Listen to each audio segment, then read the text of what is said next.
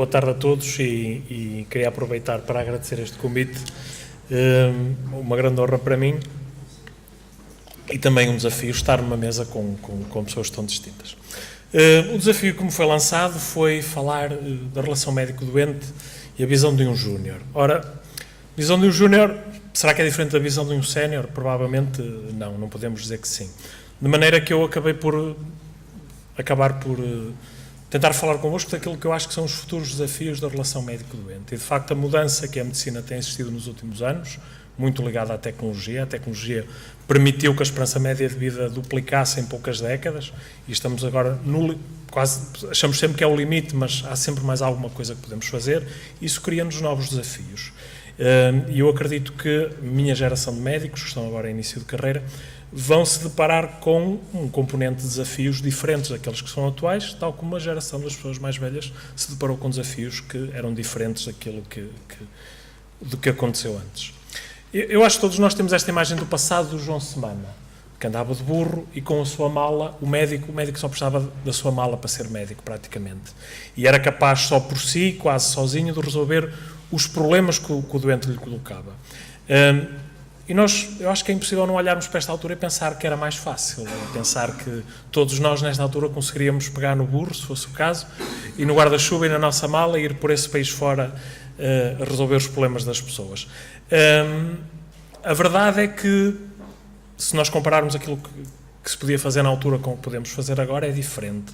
Mas nós também temos uma visão romântica do João Semana, e essa acho que apela a todos nós, que é a visão da cabeceira da cama, do médico como um elemento da sociedade muito próximo das pessoas, que conhece as pessoas e que engloba os problemas de saúde também naquilo que é a pessoa social, o doente na sua representação social. E penso que todos nós temos esta visão romântica do médico e é algo que por vezes sentimos que no mundo de hoje desapareceu ou é mais difícil de ter. Alguns de nós podemos pensar que isso tem mais vantagens, desvantagens, acho que aí há uma visão muito pessoal de cada um. A verdade é que o presente é diferente. Nós no presente somos incapazes de tratar um doente sem o recurso à tecnologia. E como muitas vezes nos criticam em vídeos até mais ou menos jocosos, nós às vezes auscultamos mais o computador e relacionamos mais com o computador do que com o doente. E, de facto, é a obsessão pelo registro clínico, a obsessão por ver os exames todos, por ter toda a informação, às vezes não nos deixa quase tempo para olhar o doente nos olhos, para perguntar como é que ele se sente e para colhermos uma história clínica e um exame físico como nos ensinaram à moda antiga na faculdade. Mas isto nem tudo é mau, eu não sou pelo menos na visão que eu tenho, eu não vejo isto com fatalismo. Acho que a tecnologia e o registro sistematizado nos permitiu fazer coisas que não é preciso ir muito longe, basta andarmos os 10 anos para trás que eram impossíveis de fazer. E a medicina do futuro vai ser baseada nos dados, vai ser baseada na tecnologia, nos exames de imagem, nos resultados concretos, porque também é isso que a sociedade espera de nós. Cada vez mais nós médicos é esperado de nós que sejamos, se calhar, mais intervencionistas e baseamos as nossas decisões mais com o auxílio da tecnologia do que com a nossa opinião pessoal e o saber, embora as duas coisas sejam indissociáveis. E, do outro lado, falar hoje em dia na relação médico-doente é, se calhar, demasiado redutor. Hoje em dia o doente não se relaciona só com o médico, relaciona-se com o fisioterapeuta, com o psicólogo, com um médico de outra especialidade, com o seu médico de família, com o médico especialista, com o cirurgião, com o assistente social, com pessoas que estão ligadas à investigação. Portanto, no mundo de hoje, onde o doente se relaciona sobretudo com a instituição e falamos da medicina corporatizada, onde o doente é um doente deste hospital ou daquele centro de saúde e muito menos um doente, como se dizia há décadas, não assim tantas, um doente daquele médico ou deste médico.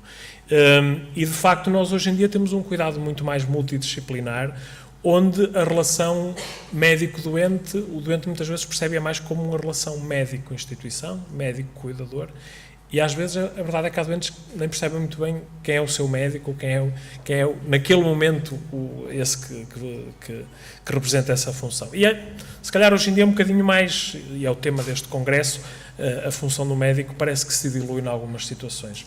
Mas essa função, há um artigo muito interessante que li acho que foi há mais ou menos 3 semanas atrás, Portanto, qual é que é a definição do médico? Outras pessoas usam, era um artigo em inglês, portanto, o substantivo doctor. Nós em Portugal temos todos também essa questão do doutor. De facto, no final disto tudo, quem é um médico? O doente acaba por saber sempre quem é um médico. E o médico, no final, no mundo da era multidisciplinar, o médico é o coordenador dos cuidados e é aquele no qual, na maioria das vezes, recaem as decisões finais. Isso é um privilégio que nós temos, que é fruto da formação que tivemos, mas também é uma responsabilidade muito grande. E com o advento da tecnologia, com a telemonitorização, cada vez mais, nós não vamos ver os doentes no hospital ou no consultório, vamos ver os doentes através do computador, com dispositivos que ele tem implantados, que nos mandam informação todos os dias, alertas, e a relação do médico e dos profissionais de saúde com o doente vai passar muito mais por isso do que da consulta de 3 em 3 meses. Isso acho que pode trazer muitas vantagens em termos de sobrevida, de melhoria até da qualidade de vida do doente, sobretudo.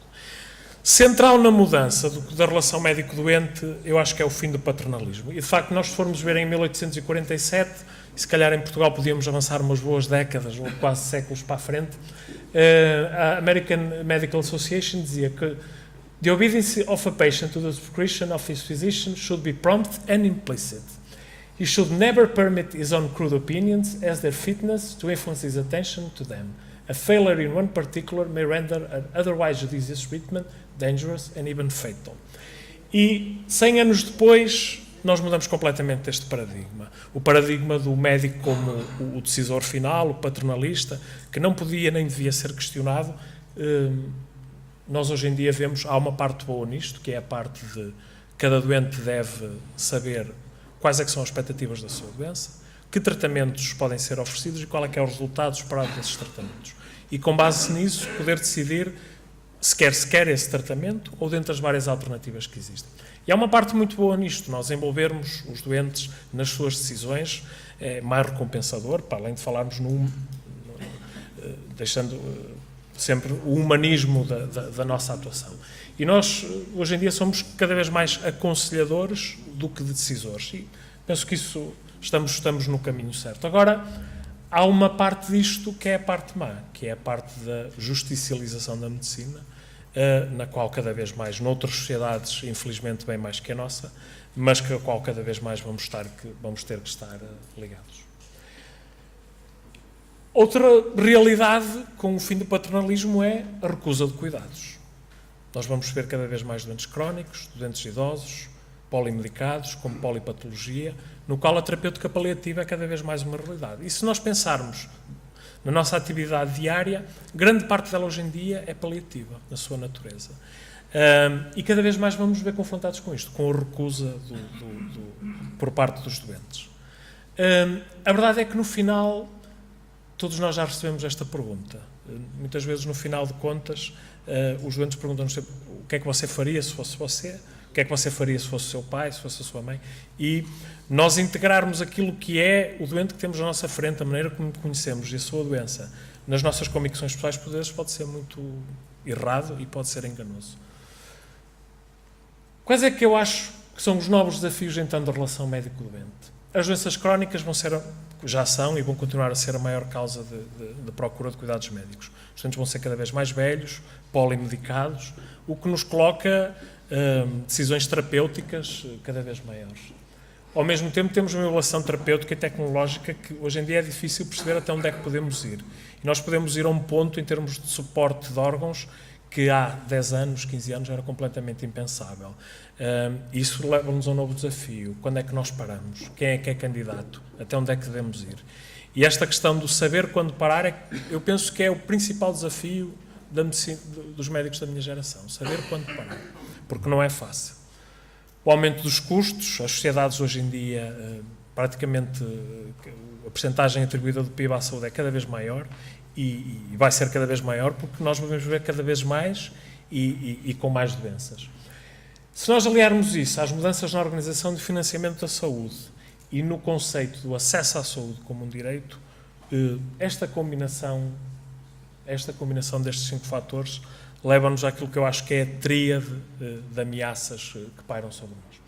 Nós vamos ser gestores dos recursos públicos. Nós pela nossa caneta, pelo nosso clique no computador, vamos decidir se determinado doente tem acesso a terapêuticas avançadas ou não.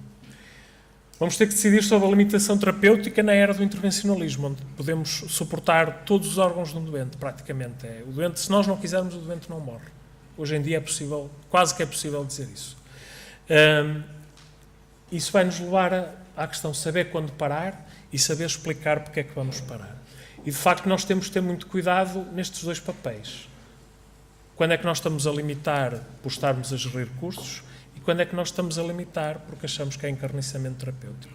E, às vezes, a distinção entre estas duas razões é uma linha muito ténue e na qual todos nós temos que pensar muito bem e, sobretudo, saber que qualquer que seja a decisão que nós estamos sujeitos àquilo que é o julgamento da sociedade e por que não pensarmos também aqui no justicialismo.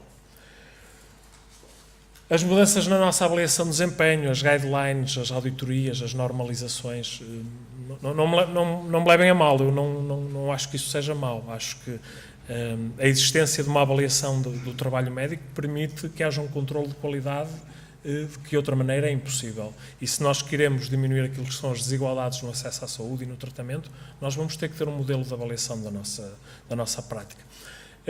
Temos que saber quando parar e, de facto, o negócio da saúde, a normalização da saúde e a legalização da saúde, todos nós acho que se formos ao Facebook todos os dias acabamos por ver 1 ou 2 artigos deste.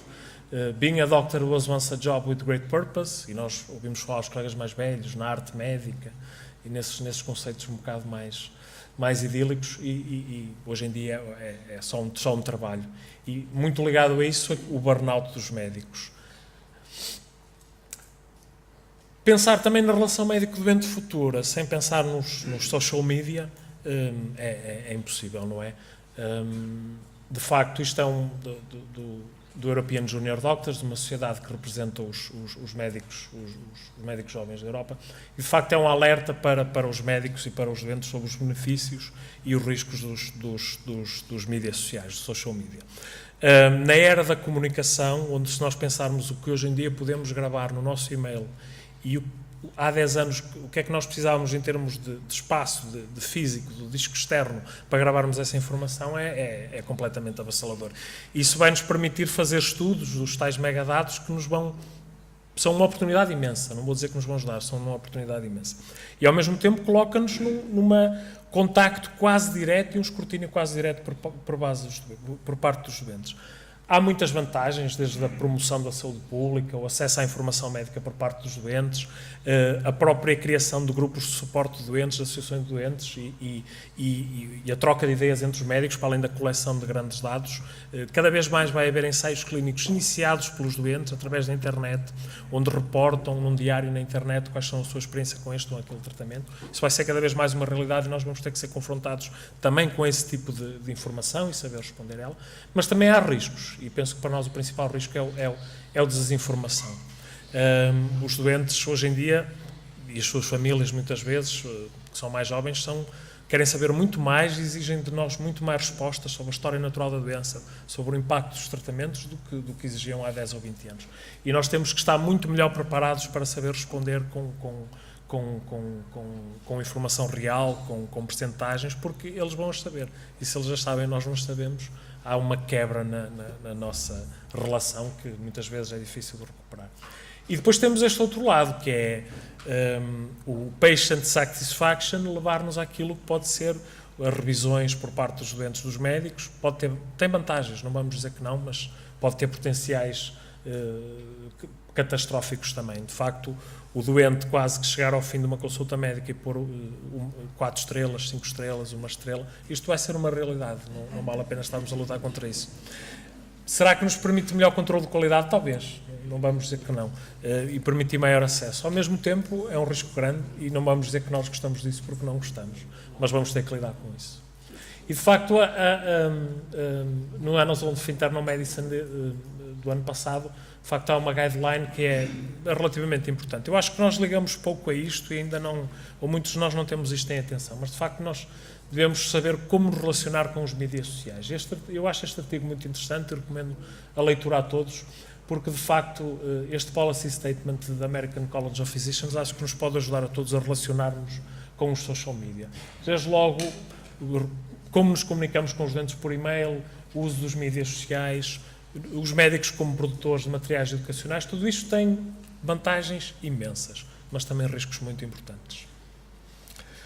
Eu, por fim, acabava, pronto, em jeito de conclusão, para vos deixar os meus pensamentos finais. A tecnologia vai ser cada mais central na relação dos médicos com o doente, quer através do potencial que nós temos de investigação da doença, de tratamento da doença, do aglomerado de dados, mas também da nossa relação com o doente. O doente cada vez vai estar mais em casa a comunicar connosco e nós vamos ter muito mais informação, consulta à distância do que presencial. E temos que nos adaptar a isso, quer nós médicos, quer o sistema de saúde.